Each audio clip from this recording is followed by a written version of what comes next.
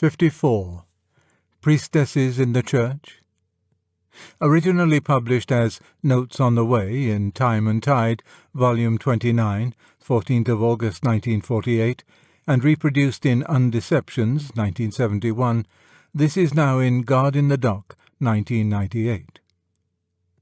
"I should like balls infinitely better," said Caroline Bingley, "if they were carried on in a different manner. It would surely be much more rational if conversation instead of dancing made the order of the day."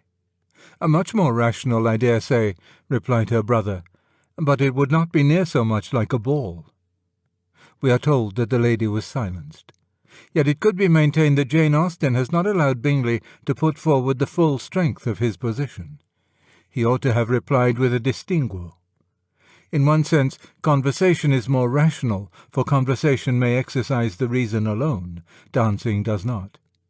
But there is nothing irrational in exercising other powers than our reason.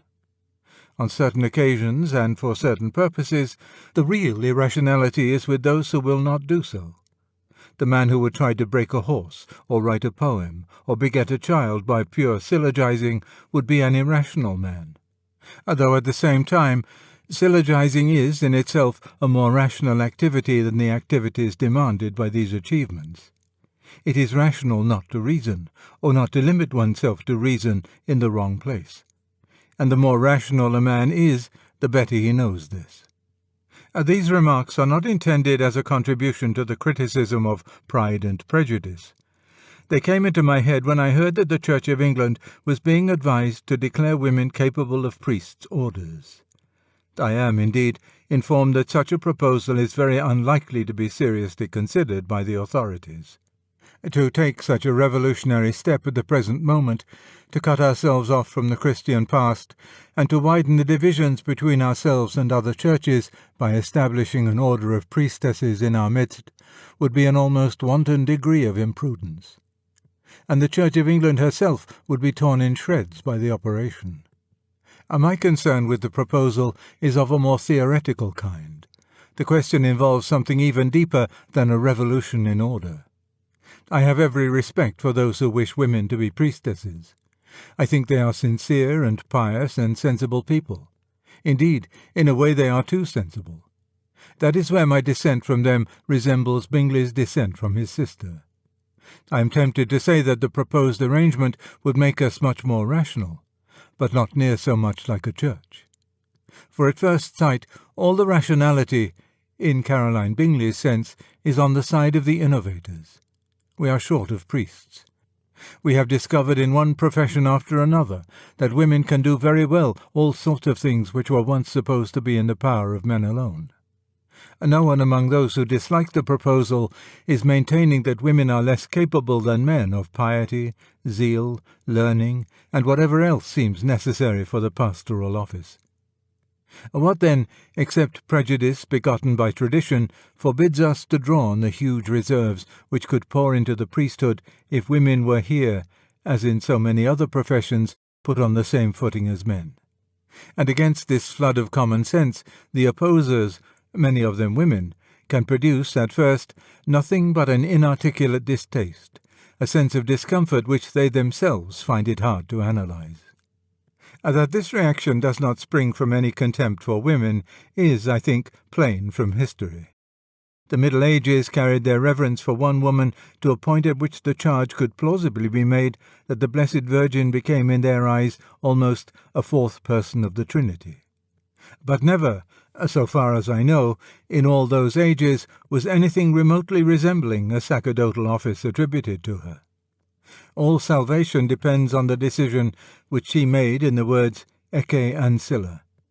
She is united in 9 months' inconceivable intimacy with the eternal Word. She stands at the foot of the cross, John chapter 19, verse 25. But she is absent both from the Last Supper, Matthew chapter 26, verse 26, Mark chapter 14, verse 22, Luke chapter 22, verse 19, and from the descent of the Spirit at Pentecost, Acts chapter 2, verse 1. Such is the record of Scripture.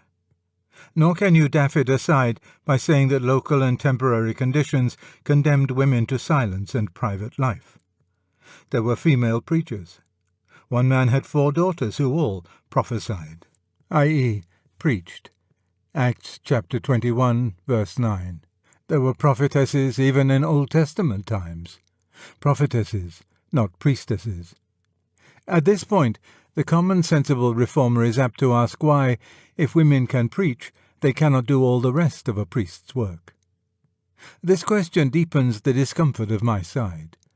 We begin to feel that what really divides us from our opponents is a difference between the meaning which they and we give to the word priest. The more they speak, and speak truly, about the competence of women in administration, their tact and sympathy as advisers, their natural talent for visiting, the more we feel that the central thing is being forgotten. To us, a priest is primarily a representative, a double representative, who represents us to God and God to us. Our very eyes teach us this in the Church.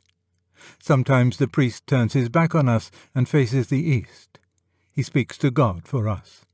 Sometimes he faces us and speaks to us for God. We have no objection to a woman doing the first. The whole difficulty is about the second. But why? Why should a woman not in this sense represent God? Certainly not because she is necessarily, or even probably, less holy or less charitable or stupider than a man. In that sense she may be as godlike as a man, and a given woman much more so than a given man. The sense in which she cannot represent God will perhaps be plainer if we look at the thing the other way round. Suppose the reformer stops saying that a good woman may be like God, and begins saying that God is like a good woman. Suppose he says that we might just as well pray to our Mother which art in heaven as to our Father. Suppose he suggests that the Incarnation might just as well have taken a female as a male form, and the second person of the Trinity be as well called the daughter as the Son. Suppose, finally, that the mystical marriage were reversed, that the Church were the bridegroom and Christ the bride. All this, as it seems to me, is involved in the claim that a woman can represent God as a priest does. And now it is surely the case that if all these supposals were ever carried into effect, we should be embarked on a different religion. Goddesses have, of course, been worshipped. Many religions have had priestesses. But they are religions quite different in character from Christianity. Common sense, disregarding the discomfort or even the horror which the idea of turning all our theological language into the feminine gender arouses in most Christians, will ask, why not? Since God is in fact not a biological being and has no sex, what can it matter whether we say he or she, father or mother, son or daughter? But Christians think that God himself has taught us how to speak of him. To say that it does not matter is to say either that all masculine imagery is not inspired, is merely human in origin, or else that, though inspired, it is quite arbitrary and unessential. And this is surely intolerable. Or, if tolerable, it is an argument not in favour of Christian priestesses, but against Christianity. It is also surely based on a shallow view of imagery. Without drawing upon religion, we know from our poetical experience that image and apprehension cleave closer together than common sense is here prepared to admit. That a child who had been taught to pray to a mother in heaven would have a religious life radically different from that of a Christian child. And as image and apprehension are in an organic unity, so, for a Christian, are human body and human soul. The innovators are really implying that sex is something superficial, irrelevant to the spiritual life. To say that men and women are equally eligible for a certain profession is to say that for the purposes of that profession their sex is irrelevant. We are, within that context, treating both as neuters. As the state grows more like a hive or an ant-hill, it needs an increasing number of workers who can be treated as neuters. This may be inevitable for our secular life. But in our Christian life we must return to reality. There we are not homogeneous units, but different and complementary organs of a mystical body. Lady Nunbernholm has claimed that the equality of men and women is a Christian principle. I do not remember the text in Scripture, nor the Fathers, nor Hooker, nor the Prayer Book which asserts it. But that is not here my point. The point is that unless equal means interchangeable, Equality makes nothing for the priesthood of women. And the kind of equality which implies that the equals are interchangeable, like counters or identical machines, is, among humans, a legal fiction. It may be a useful legal fiction, but in church we turn our back on fictions. One of the ends for which sex was created was to symbolize to us the hidden things of God. One of the functions of human marriage is to express the nature of the union between Christ and the Church. We have no authority to take the living and seminal figures which God has painted on the canvas of our nature and shift them about as if they were mere geometrical figures. This is what common sense will call mystical. Exactly. The Church claims to be the bearer of a revelation. If that claim is false, then we want not to make priestesses, but to abolish priests.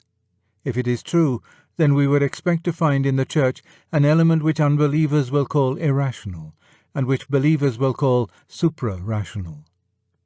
There ought to be something in it opaque to our reason, though not contrary to it, as the facts of sex and sense on the natural level are opaque.